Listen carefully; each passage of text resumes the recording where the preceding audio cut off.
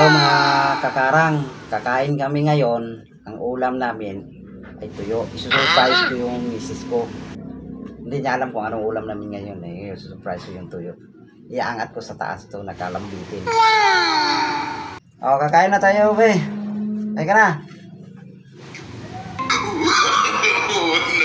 Kain na tayo. Kain na tayo. Sige, kain na tayo. Ano ulam natin? Antayin mo, bababa na natin yung ulam natin ngayon.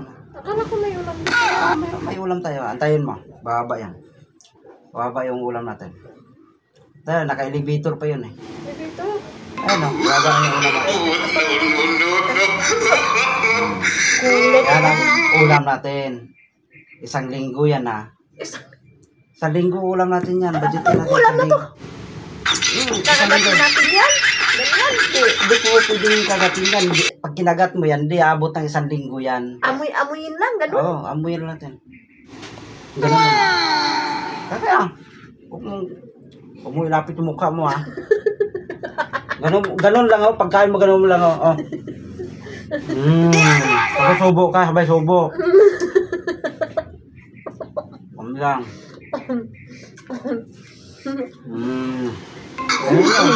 Kaya pag lapit mo, para mabusog ka, para ganahan ka magka-subo. Lapit mo yung mukha mo. Isang linggo ba siya siya kaya nga aabot ng isang linggo lang. Isang linggo. Bango. Isang linggo. Ang sarap. Oo, mo masyadong ilapit, baka makagat mo eh. Yung ano lang, medyo distansya konti. Isang linggo pa budget natin yan eh. Ganun lang oh, ganun lang. Ano lang wag. Ikagataw. Oo, masyadong ilapit. Distansya konti, baka makagat mo eh. Ganun lang oh. Ganun lang. Wala, wala kong ulam. Wala lang, wala.